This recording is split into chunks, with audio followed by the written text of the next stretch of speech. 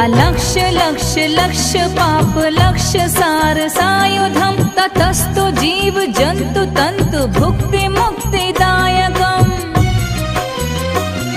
विरंचि विष्णु शंकर सखीय धाम वर्मदे त्वदीय पाद पंकजं नमामि देवी नर्मदे